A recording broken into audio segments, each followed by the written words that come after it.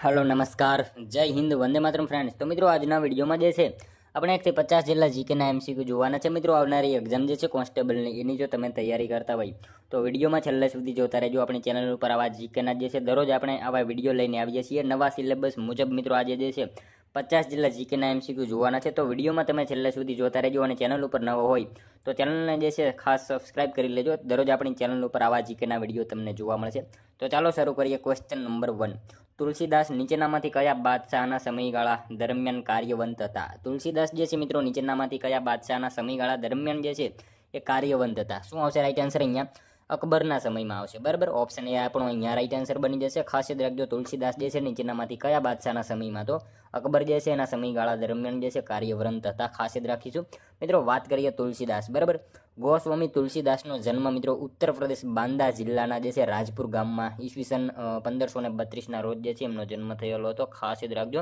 ઉત્તર પ્રદેશના જે છે બાંદા જિલ્લાના રાજપુર ગામમાં ઈસવીસન 1532માં એમનો જન્મ થયો હતો। તેઓ મિત્રો અકબરના સમયમાં થયા હતા। એમણે મિત્રો અવધી ભાષામાં રામચરિત માનસ, ગીતાવલી, શબ્દાવલી અને વિનય પત્રિકાની રચના કરી છે। તેમનું મિત્રો વાસ્તવિક નામ રામબોલ દુબે હતું, એ આ બાબત આપણને ખાસ ખ્યાલ હોવી જોઈએ। એમનું વાસ્તવિક નામ શું? તો રામબોલ દુબે એમનું વાસ્તવિક નામ હતું। મિત્રો મુગલ બાદશાહ અકબરે એમનું જે છે સન્માન કરેલું હતું। તેમણે મિત્રો રચેલા સમગ્ર સાહિત્યમાં રામ ભક્તિનું જે છે પ્રાધાન્ય વધારે જોવા મળે છે, ખાસ યાદ રાખીશું। અને એમનું અવસાન મિત્રો 1623માં અવસાન એમનું થયેલું હતું, એ બાબત આપણને ખાસ ખ્યાલ હોવી જોઈએ। નેક્સ્ટ ક્વેશ્ચન જોઈએ ત્યારબાદનો બીજો, સંખેડા ફર્નિચરના ડિઝાઇનર કોણ છે? સંખેડા ફર્નિચરના ડિઝાઇનર જે છે નીચેનામાંથી કોણ છે? કોણ આવશે રાઈટ આન્સર મિત્રો? ખરાડી સમુદાય આવશે। ઓપ્શન ડી આપણો અહીંયા રાઈટ આન્સર બની જશે, ખાસ યાદ રાખજો। સંખેડા ફર્નિચરના ડિઝાઇનર કોણ? તો ખરાડી સમુદાય જે છે એ સંખેડા ફર્નિચરના ડિઝાઇનર છે। ત્યારબાદનો ક્વેશ્ચન જોઈએ, અમદાવાદ હાજા પટેલની પોળમાં શાંતિનાથની પોળના શાંતિનાથના દેરાસરનો રંગ મંડપ અને ઘુમટ એ શેનો કલાપૂર્ણ નમૂનો છે? અમદાવાદ હાજા પટેલની જે છે પોળમાં મિત્રો શાંતિનાથની પોળના જે છે શાંતિનાથના દેરાસરનો રંગ મંડપ અને ઘુમટ જે છે શેનો કલાપૂર્ણ નમૂનો છે?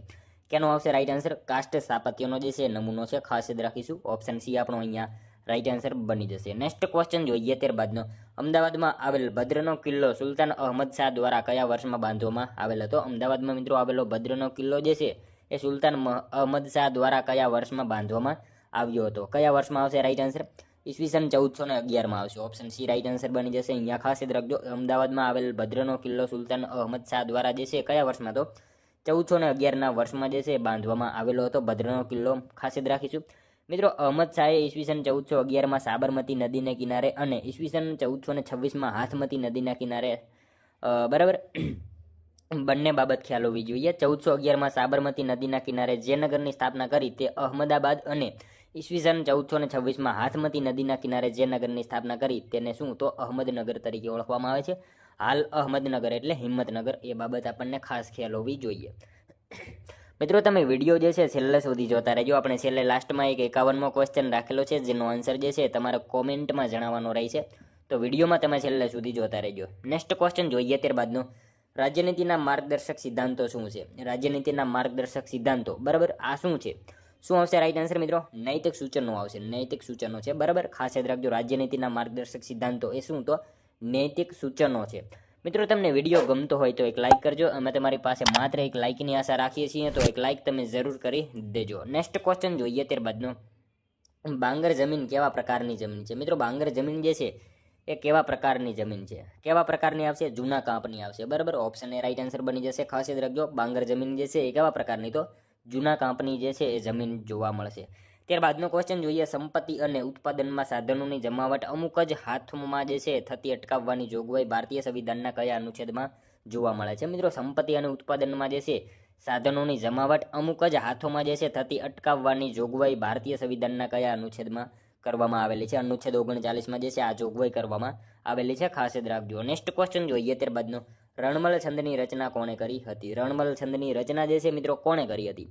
કોણે આવશે રાઈટ આન્સર? અહીંયા કવિ શ્રીધર વ્યાસ આવશે। ઓપ્શન બી રાઈટ આન્સર બની જશે। રણમલ છંદની રચના કોણે, તો કવિ શ્રીધર વ્યાસ જે છે એમણે રણમલ છંદની રચના કરેલી હતી, ખાસ યાદ રાખજો।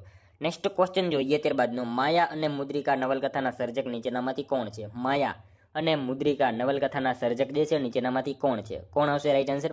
કલાપી આવશે, બરાબર. ઓપ્શન એ રાઈટ આન્સર બની જશે. ખાસ યાદ રાખજો, માયા અને મુદ્રિકા નવલકથાના સર્જક કોણ? તો કવિ કલાપી જે છે માયા અને મુદ્રિકા નવલકથાના સર્જક છે, ખાસ યાદ રાખીશું. ત્યારબાદનો ક્વેશ્ચન જોઈએ, સંઘર્ષ કાળમાં ગુજરાત પુસ્તક કઈ ઘટનાને આધારે લખાયેલ છે? સંઘર્ષ કાળમાં ગુજરાત જે છે પુસ્તક, આ કઈ ઘટનાને આધારે લખાયેલું પુસ્તક છે? કોણ આવશે રાઈટ આન્સર મિત્રો? અહીંયા કટોકટી 1975 આધારિત જે છે આ પુસ્તક લખાયેલું છે. ખાસ યાદ રાખજો, સંઘર્ષ કાળમાં ગુજરાત જે છે પુસ્તક કઈ ઘટનાને આધારે? તો કટોકટી 1975 એ ઘટનાને આધારે જે છે સંઘર્ષ કાળમાં ગુજરાત આ પુસ્તક લખાયેલું છે. મિત્રો આ પુસ્તક જે છે કોનું છે? કોનું આવશે? નરેન્દ્રભાઈ મોદીનું આ પુસ્તક છે. એ બાબત આપણને ખાસ ખ્યાલ હોવી જોઈએ. નેક્સ્ટ ક્વેશ્ચન જોઈએ ત્યારબાદનો, સાચા વિધાનો જણાવો. મિત્રો આપણને અહીંયા જે છે 2 વિધાનો આપેલા છે, જોવાના છે. સાચા છે કે ખોટા જોઈએ આપણે. આસામનો સૌથી લોકપ્રિય તહેવારમાં 3 વાર આવે છે. આસામનો સૌથી લોકપ્રિય તહેવાર જે છે 3 વાર આવે છે, બરાબર. અને ઓણમ જે છે તહેવાર કેરળનો પ્રસિદ્ધ તહેવાર છે. બંને વિધાનો આપણને સાચા આપેલા છે. ખાસ યાદ રાખજો, આસામનો સૌથી લોકપ્રિય તહેવાર જે છે એ 3 વાર આવે છે અને ઓણમનો તહેવાર જે છે કેરળનો પ્રસિદ્ધ તહેવાર છે. બંને વિધાનો આપણને અહીંયા સાચા જ આપેલા છે. ખાસ યાદ રાખજો, ઓણમ તહેવાર કેરળનો પ્રસિદ્ધ તહેવાર છે. બંને વિધાનો સાચા જ આપેલા છે. નેક્સ્ટ ક્વેશ્ચન જોઈએ ત્યારબાદનો, હોળીને મહારાષ્ટ્રમાં નીચેનામાંથી કયા નામે ઓળખવામાં આવે છે? હોળીને જે છે મિત્રો મહારાષ્ટ્રમાં નીચેનામાંથી કયા નામથી ઓળખવામાં આવે છે? શું આવશે રાઈટ આન્સર? રંગપંચમી નામથી ઓળખવામાં આવે છે. ખાસ યાદ રાખજો, હોળીને જે છે મહારાષ્ટ્રમાં કયા નામે? તો રંગપંચમી આવા નામથી હોળીને જે છે મહારાષ્ટ્રમાં ઓળખવામાં આવે છે. ખાસ યાદ રાખજો મિત્રો, પ્રશ્ન એવો પૂછાય કે હોળીને બિહારમાં કયા નામથી ઓળખવામાં આવે છે? તો શું આવશે? ફગુઆ નામથી ઓળખવામાં આવે છે. બિહારમાં ફગુઆ નામથી ઓળખાય છે હોળી, અને મહારાષ્ટ્રમાં કયા નામે? તો રંગપંચમીના નામથી ઓળખાય છે. બંને વિશે આપણને ખ્યાલ હોવો જોઈએ. ત્યારબાદનો ક્વેશ્ચન જોઈએ, મધુસૂદન હીરાલાલ પારેખ કયા ઉપનામથી જાણીતા છે? મધુસૂદન હીરાલાલ પારેખ જે છે એ કયા ઉપનામથી જાણીતા છે? શું આવશે મિત્રો અહીંયા રાઈટ આન્સર? પ્રિયદર્શી આવા ઉપનામથી જાણીતા છે. ખાસ યાદ રાખજો, મધુસૂદન હીરાલાલ પારેખ જે છે એ કયા? તો પ્રિયદર્શી આ ઉપનામથી જે છે એ જાણીતા છે. નેક્સ્ટ ક્વેશ્ચન જોઈએ ત્યારબાદનો, નદીઓને લોકમાતાનું વિશેષણ આપનાર સર્જક કોણ હતા? નદીઓને મિત્રો લોકમાતાનું વિશેષણ આપનાર સર્જક જે છે કોણ આવશે? આપણે સૌ જાણીએ છીએ કાકા સાહેબ કાલેલકર હતા, બરાબર. ઓપ્શન સી રાઈટ આન્સર બની જશે. અહીંયા ખાસ યાદ રાખજો, નદીઓને લોકમાતાનું વિશેષણ આપનાર કોણ? તો કાકા સાહેબ કાલેલકર જે છે એ નદીઓને લોકમાતાનું વિશેષણ આપનાર સર્જક હતા. ખાસ યાદ રાખજો. ત્યારબાદનો ક્વેશ્ચન જોઈએ, અડાલજનું પ્રાચીન નામ જણાવો. અડાલજનું મિત્રો પ્રાચીન નામ જે છે એ શું હતું?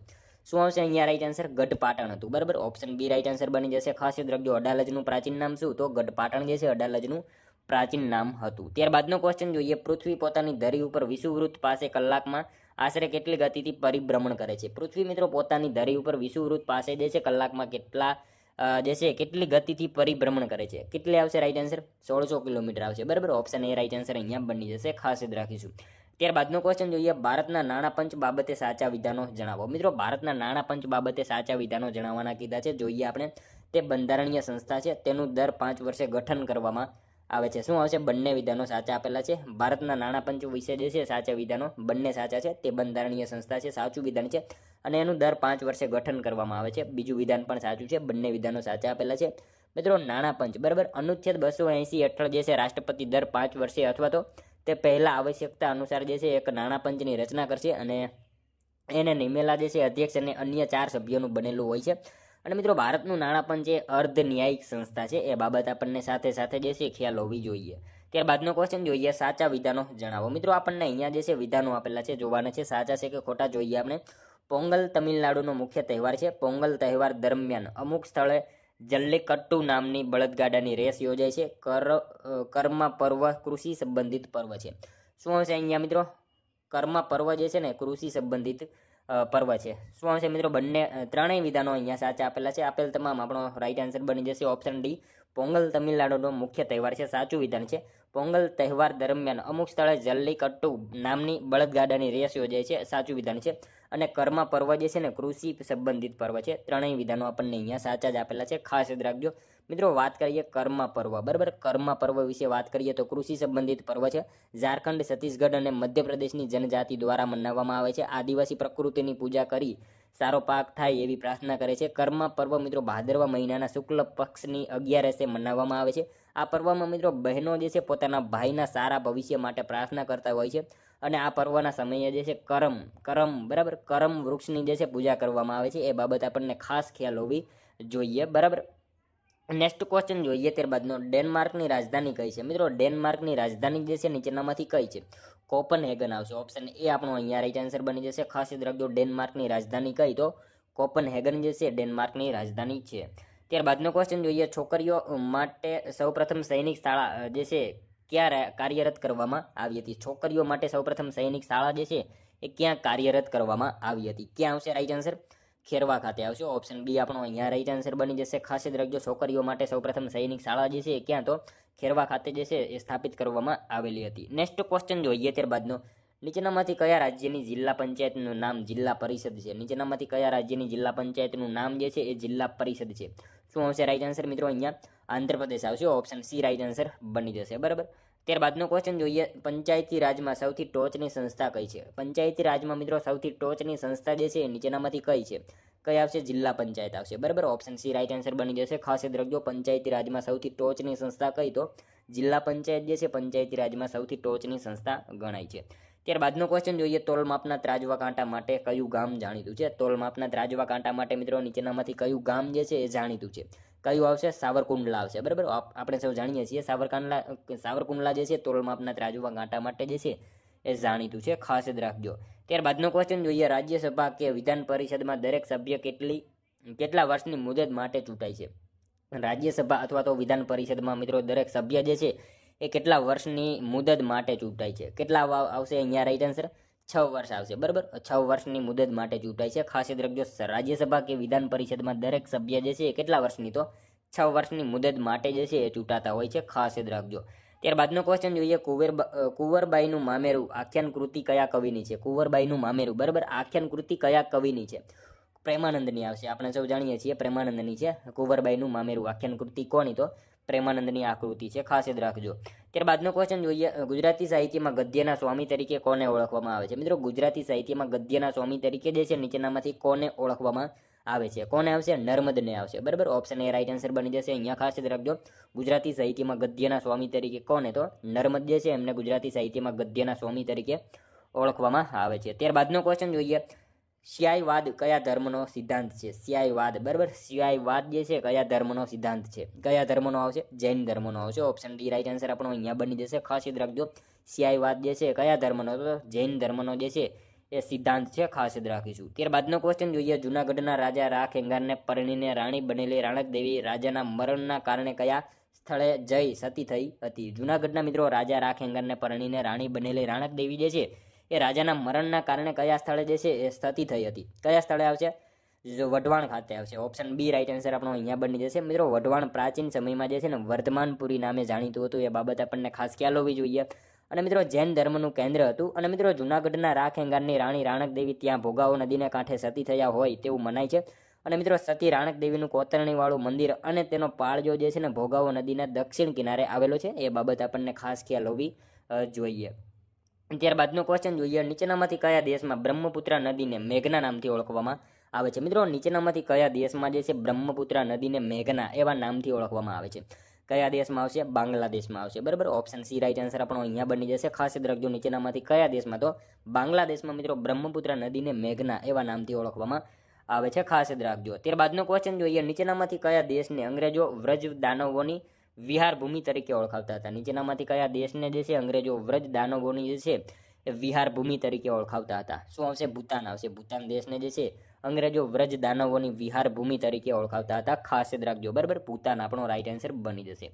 ત્યારબાદનો ક્વેશ્ચન જોઈએ, નીચેનામાંથી કયો દેશ આઇલેન્ડ ઓફ જેમ્સ અથવા તો પૂર્વના મોતી તરીકે ઓળખાય છે? નીચેનામાંથી મિત્રો કયો દેશ જે છે એ આઇલેન્ડ ઓફ જેમ્સ અથવા તો પૂર્વના મોતી તરીકે ઓળખાય છે? શું આવશે રાઈટ આન્સર? અહીંયા શ્રીલંકા આવશે. બરાબર. ઓપ્શન ડી રાઈટ આન્સર આપણો અહીંયા બની જશે. ખાસ યાદ રાખજો, નીચેનામાંથી કયો દેશ? તો શ્રીલંકા જે છે એ દેશ મિત્રો આઇલેન્ડ ઓફ જેમ્સ અથવા તો પૂર્વના મોતી તરીકે ઓળખાતો આ દેશ છે. ખાસ યાદ રાખજો. ત્યારબાદનો ક્વેશ્ચન જોઈએ, 1984માં થયેલ ભોપાલ ગેસ કાંડમાં ભોપાલ ખાતે આવેલ યુનિયન કાર્બાઇડ કારખાના દ્વારા શાનું ઉત્પાદન કરવામાં આવ્યું હતું? મિત્રો 1984માં થયેલ ભોપાલ ગેસ કાંડમાં જે છે ભોપાલ ખાતે આવેલ યુનિયન કાર્બાઇડ કારખાના દ્વારા જે છે શાનું ઉત્પાદન કરવામાં આવતું હતું? શેનું આવશે? જંતુનાશક દવાઓનું જે છે ઉત્પાદન કરવામાં આવતું હતું. ખાસ યાદ રાખજો. ત્યારબાદનો ક્વેશ્ચન જોઈએ, ભારતીય બંધારણ મુજબ નીચેનામાંથી કેટલી ભાષાઓ માન્ય છે? મિત્રો સાવ ઇઝી ક્વેશ્ચન છે. 22 ભાષાઓ આવશે. બરાબર.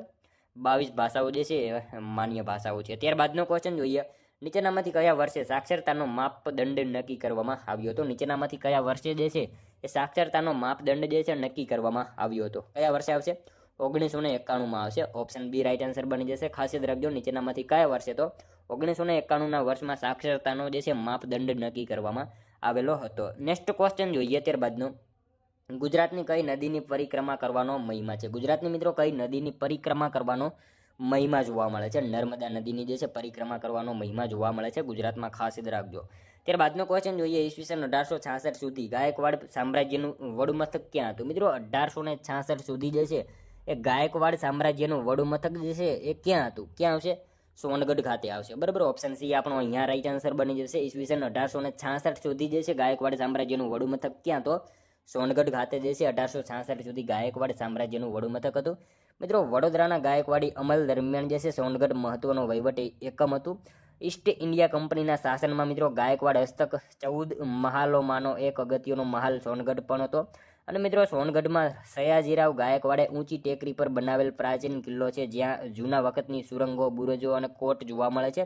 મરાઠા જનરલ પિલાજીરાવ ગાયકવાડે મુગલો પાસેથી જે છે સોનગઢ 1726ની સાલમાં જે છે એ જીતી લીધું હતું. એ બાબત આપણને ખાસ ખ્યાલ હોવી જોઈએ. 1726ની સાલમાં જે છે એ જીતી લીધેલું હતું. ખાસ યાદ રાખજો. નેક્સ્ટ ક્વેશ્ચન જોઈએ ત્યારબાદનો. અમદાવાદમાં આવેલી અભયઘાટ કોના જે છે કયા રાજનેતાની સમાધિ છે? અમદાવાદમાં આવેલી અભયઘાટ જે છે એ કયા રાજનેતાની સમાધિ છે? નીચેનામાંથી શું આવશે રાઈટ આન્સર? મોરારજી દેસાઈ આવશે. ઓપ્શન એ આપણો અહીંયા રાઈટ આન્સર બની જશે. ખાસ યાદ રાખજો, અમદાવાદમાં આવેલી અભયઘાટ જે છે એ કયા રાજનેતાની? તો મોરારજી દેસાઈની જે છે એ સમાધિ છે. ખાસ યાદ રાખજો. નેક્સ્ટ ક્વેશ્ચન જોઈએ ત્યારબાદનો. વર્લ્ડ હેરિટેજ દિવસ ક્યારે ઉજવવામાં આવે છે? મિત્રો વર્લ્ડ હેરિટેજ દિવસ જે છે એની ઉજવણી ક્યારે કરવામાં આવે છે? ક્યારે આવશે રાઈટ આન્સર? 18 એપ્રિલ આવશે. ઓપ્શન એ આપણો અહીંયા રાઈટ આન્સર બની જશે. ખાસ યાદ રાખજો, વર્લ્ડ હેરિટેજ દિવસની જે છે ઉજવણી ક્યારે? તો 18 એપ્રિલના રોજ વર્લ્ડ હેરિટેજ દિવસ તરીકે ઉજવવામાં આવે છે.